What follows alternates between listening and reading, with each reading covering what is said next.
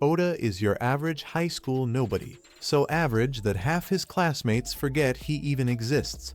He spends his days quietly reading isekai novels, not because he's bullied, but because talking to people gives him anxiety. But one day, his boring life takes a wild turn. The classroom suddenly goes dark, and a giant black sphere appears in midair. Before anyone can panic, a magic circle forms above them and boom, they're all teleported into a grand hall. An old bald man greets the confused students, saying the king has something important to announce. As everyone panics and demands answers, the advisor silences them. The king, Morgan of Reddies, explains that demons are attacking his kingdom, and only a hero from another world can defeat the demon lord. Oda can't believe it. It's the exact setup of every isekai he's ever read. For once, he's actually excited. The advisor then asks each student to touch a crystal to reveal their stats. Daisuke goes first and gets Animal Trainer with a power level of 450, far above average. Others receive roles like Knight, Healer, and Disenchanter.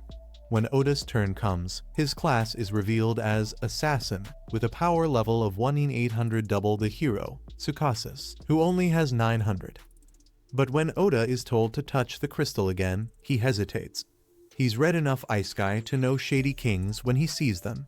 Sensing danger, he activates his maxed out skill, Presence Concealment, and instantly disappears. Everyone forgets he even exists. Sneaking through the castle, Oda discovers cameras spying on the students, confirming his suspicions. He finds an old storage room, equips assassin gear, and starts gathering intel. Using his agility, he spies on King Morgan and the princess plotting to keep the students away from the archives. He nearly kills the king but decides to wait for more proof. The next morning, while the others eat breakfast and plan their heroic journey, Oda stays hidden. Tsukasa motivates the group to fight the demon lord, and everyone cheers. Oda knows they wouldn't believe his warnings, so he continues his investigation. During training, the students meet the Knight Commander, Siren Mithray. Oda watches from the shadows, but gets caught. Siren's special eyes can see heat signatures. Instead of fighting, Siren says he won't report him. His loyalty to the king is complicated, and he offers Oda a deal. He'll teach him about this world in exchange for stories about Oda's. Weeks pass. Oda trains under Siren, learning about history, magic, and leveling systems. One night, Oda finds a book in the archives left by Siren revealing the king's true plan. He's sacrificing lives for power. Siren admits the knights are planning a peaceful coup to stop him. Oda regrets not killing the king earlier, but Siren tells him he did the right thing. Killing isn't easy, he says. If you ever want to go home, keep your blade clean as long as you can. He praises Oda for his calmness when everyone else panicked, saying few could endure what he has. Oda, unused to praise, feels awkward but grateful. Then Siren asks for a favor. His coup needs Oda's help. Oda doesn't agree but doesn't refuse either. By the end of the month, training ends, and the heroes march through the city for their first dungeon mission. During the parade, Oda notices a girl in the crowd glaring at them. He follows her, and she says if he doesn't know what the kingdom sacrificed to summon them. He's more naive than she thought. She refuses to explain but tells him to find the truth himself. Inside the dungeon, the team fights endless waves of orcs. Tsukasa orders a retreat, and Siren clears a path with his divine sword. But at the exit, more monsters appear. Tsukasa uses a special smoke bomb from the princess which transforms the orcs into a massive minotaur. When Oda and Jill arrive, the group is nearly wiped out. Oda attacks the minotaur, but his blade snaps against its skin. Tsukasa, arm broken and panicking, loses control. Oda senses something off and asks the Disenchanter to cast a curse removal spell. A dark mist lifts from Tsukasa's head, proof of foul play. Realizing who's behind it, Oda tells Siren he's testing a new skill. Siren charges his sword with lightning and stuns the minotaur. Oda leaps in, activates his shadow magic. Dark tendrils crawl out from the shadows and stab straight through the minotaur. Once it's trapped, Oda drags the beast into the darkness until its whole body is swallowed, leaving only the head behind like a trophy.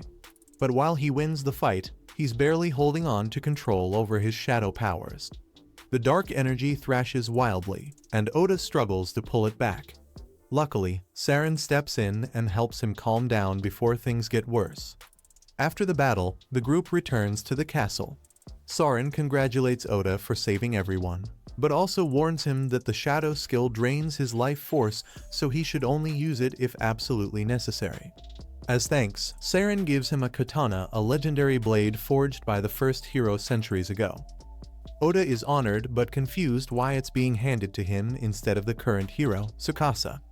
Saren admits that Tsukasa already has the holy sword, and, well, the katana may or may not have been borrowed from the royal armory. Oda just grins and accepts it. Who wouldn't want the same sword once wielded by a legendary hero? But that thought leads him back to Tsukasa, whose curse still isn't gone. The disenchantment spell only did half the job, and Oda intends to finish it.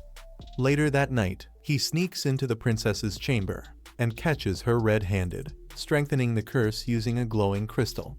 Before she can finish, Oda slices the crystal in half, stopping the ritual cold. He points his sword at her throat, demanding answers. The princess emotionlessly replies that everything she does is for the king. Oda looks into her eyes and realizes she's not even herself. The blank stare says it all. She's being controlled too. Killing her wouldn't solve anything. So he leaves. Big mistake. Because the moment he's gone, she opens her closet full of cursed crystals, each linked to one of his classmates, and gets back to work. Oda brings one of the crystals to Saren, hoping for an explanation. Saren recognizes it instantly and mutters, "So the king still hasn't given up on this madness." When Oda admits he revealed himself to the princess, Saren sighs but doesn't scold him. He explains that the princess is basically a puppet now, just like the others soon will be, and advises Oda not to stay in the castle. The guards will be searching all night for the mysterious assassin who broke into the princess's room. Oda apologizes, but Saren just smiles and says, "Making mistakes is part of youth. Cleaning them up? That's my job."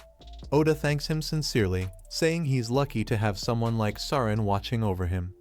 Saren jokes that if Oda ever finds a way back to Japan, he'd better take him along. That night, Oda sleeps in a tree outside the castle. But at dawn, shouts wake him up. He rushes to the courtyard, where guards and classmates are gathered, and his heart sinks when he sees Saren lying dead on the floor, a dagger in his chest.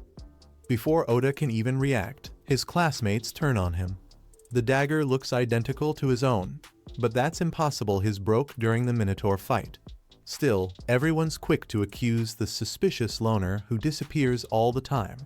Oda realizes the princess must have cursed them all.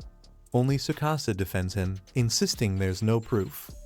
Then the king arrives.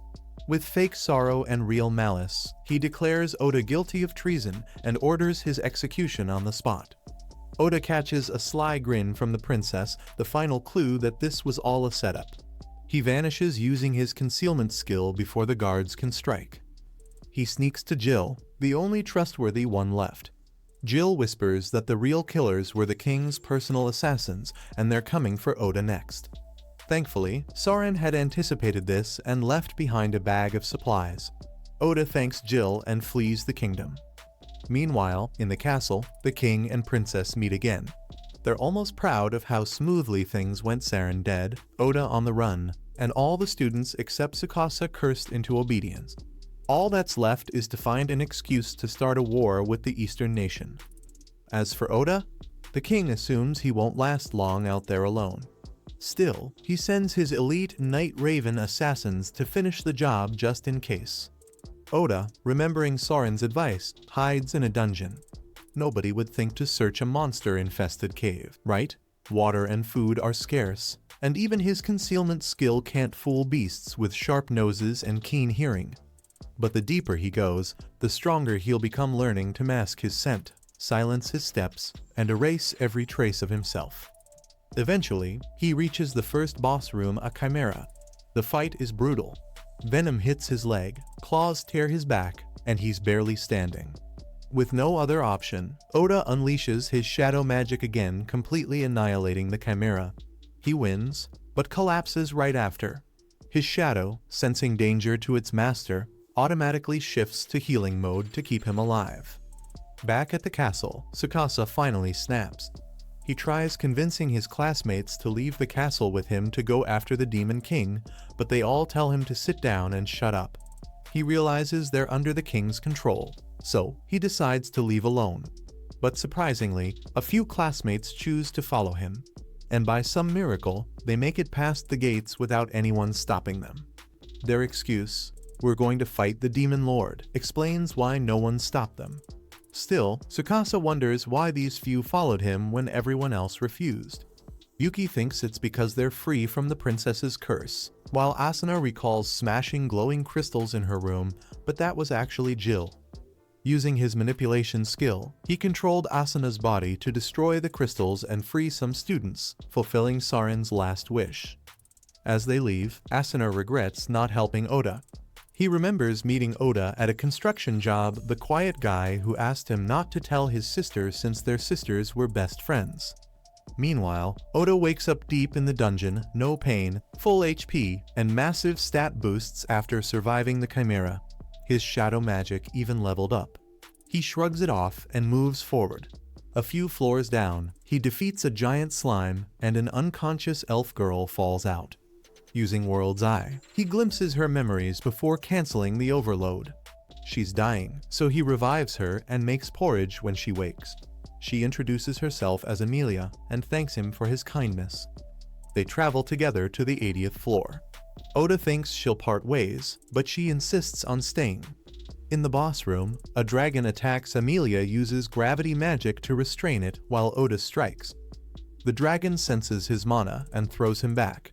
She warns him to suppress it, but he can't, so he channels all his mana into one massive attack, stabbing the dragon through the eyes. It dies instantly. Amelia, shocked, asks how he did it.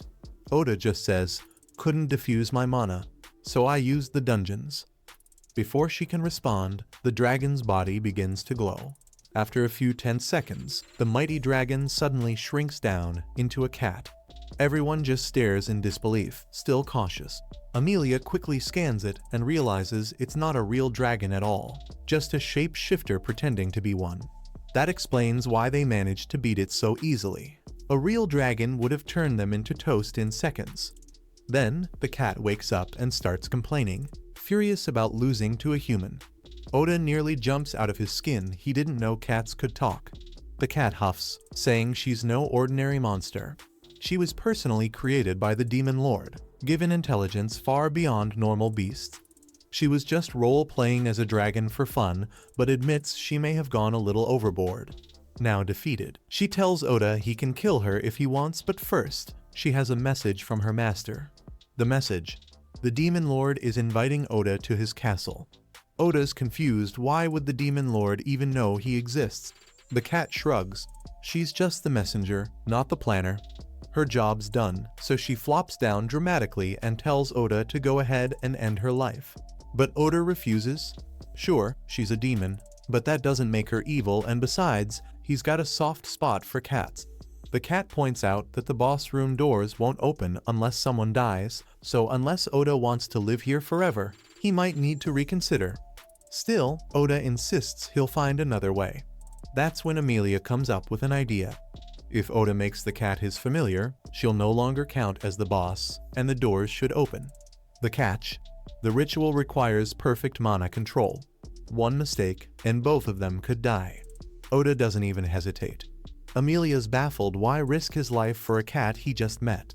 Oda simply says it's what he's decided, so he'll see it through. The cat, still acting like she doesn't care, tells him to do whatever he wants.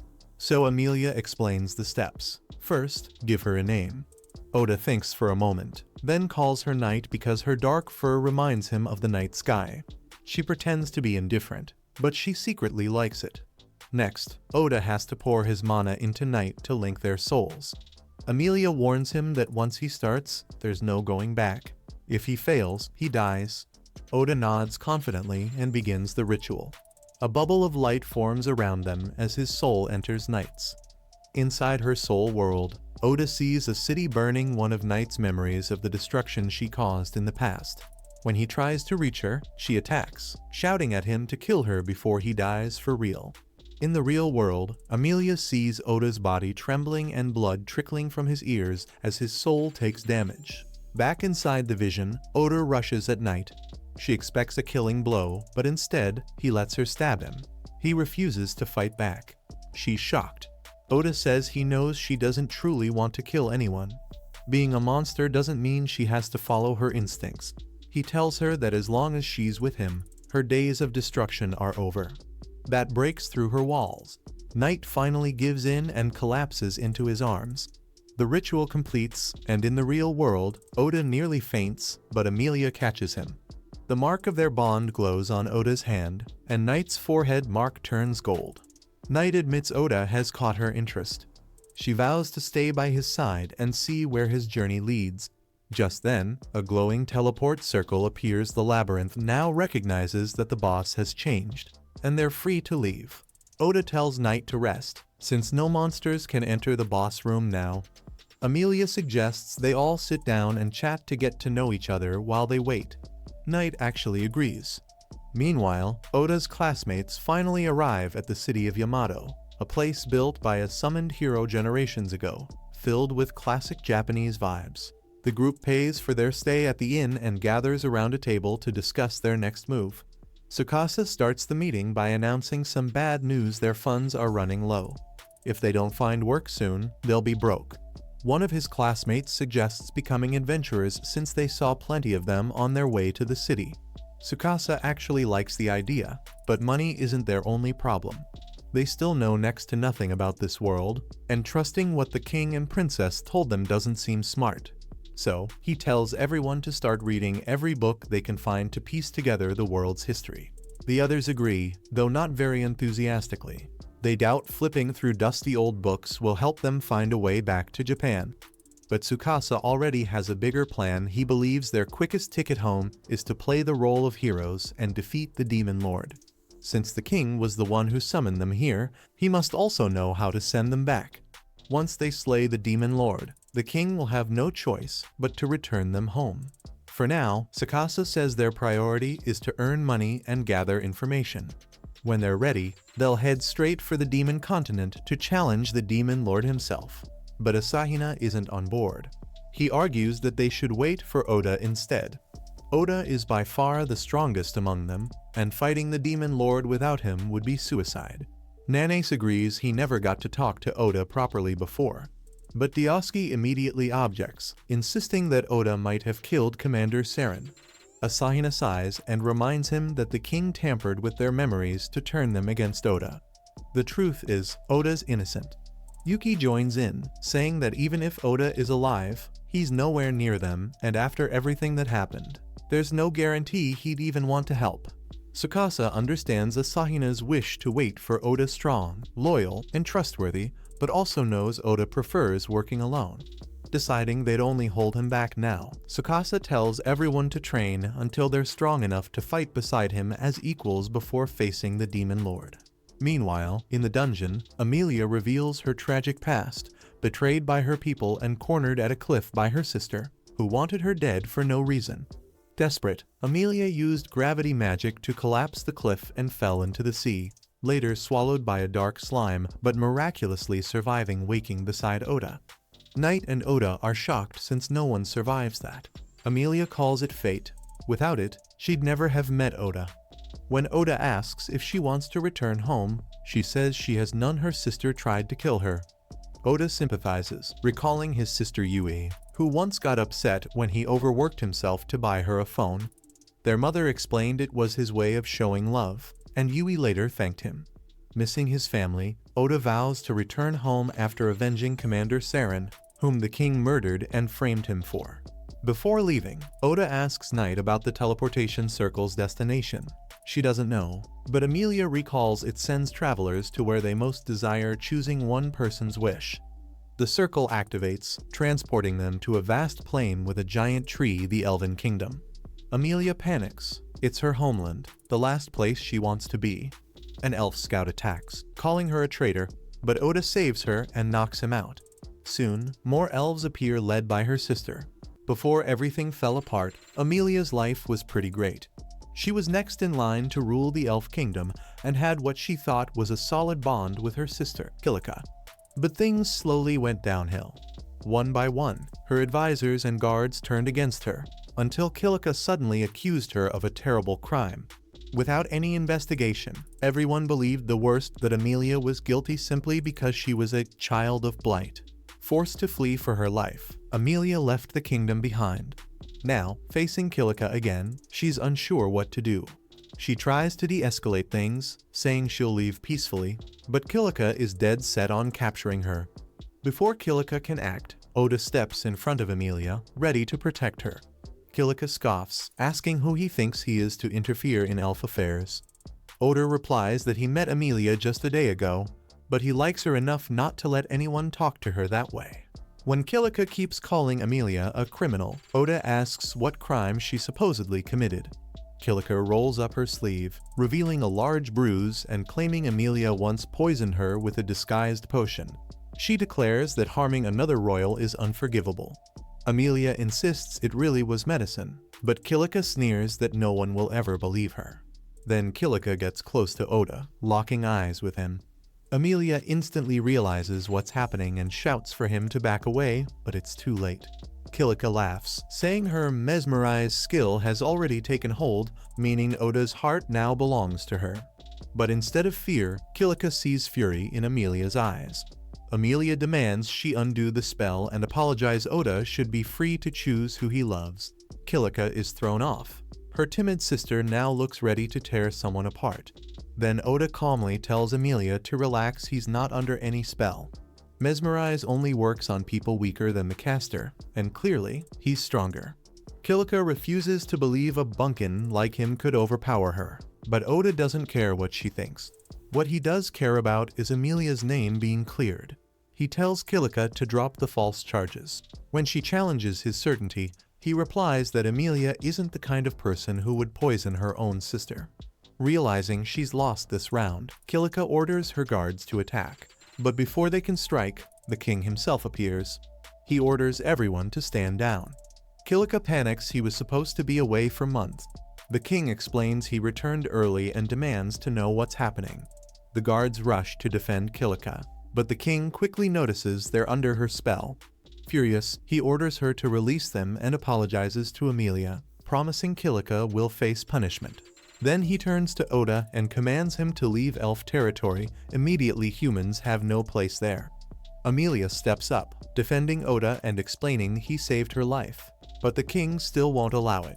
When she says she'll leave with him, the king forbids it. She's the heir he trusts most. Oda steps in again, saying it's Amelia's decision, not her father's. The king warns him to stay out of elf matters, but Oda reminds him he doesn't serve under his rule. If needed, he's ready to make the king listen by force. Seeing what Oda did to Liam earlier, the king realizes he's not bluffing. Never one to back down, the king proposes a duel. Whoever loses must obey the victor. Oda accepts. The fight will take place at the base of the holy tree, as tradition demands. As they walk there, Amelia apologizes for dragging Oda into the chaos, but he smiles and says it was his choice. Then, remembering Kilika's earlier insult, he asks her the one thing still on his mind: what exactly is a child of Blight? Amelia explains that there's an old elven legend when twins are born. One might differ from their parents and bring disaster upon the land. That unlucky twin is called a child of Blight. In ancient times, elves even killed the odd twin at birth out of fear. Mag is shocked to learn some elves still believe in that nonsense, even though it was proven to be just superstition ages ago. Amelia admits it's rarely an issue now, but Kilika has been using it against her lately, all because her eyes and hair are a different color. Clearly, Kilika was just using the myth as an excuse to turn everyone against her. Oda, however, says he finds Amelia's eyes and hair beautiful. When they reach the holy tree, it's decided that Kilika, the one who caused this entire mess, will duel Oda. Before the fight, Oda chooses not to use his concealment skill. If he's going to win, he wants everyone to see it. Amelia warns him that Kilika is the strongest swordswoman among the elves, so he should be careful. Oda notices the respect in Amelia's voice despite everything, and she admits that no matter what happened, Kilika will always be her sister. As the match begins, Kilika unsheathes her sword, but Oda keeps his in its scabbard. Kilika snaps, asking if he's mocking her, but Oda calmly replies that he just doesn't want to accidentally kill her. Kilika charges in with lightning-fast strikes aimed at his vital points, but Oda dodges them all with ease. He admits she's every bit as skilled as her title suggests, but he's simply faster. After shoving her back, he tells her to give up before she gets hurt. Instead, Kilika gets furious and unleashes her trump card. Her sword starts glowing as a raging wind swirls around her.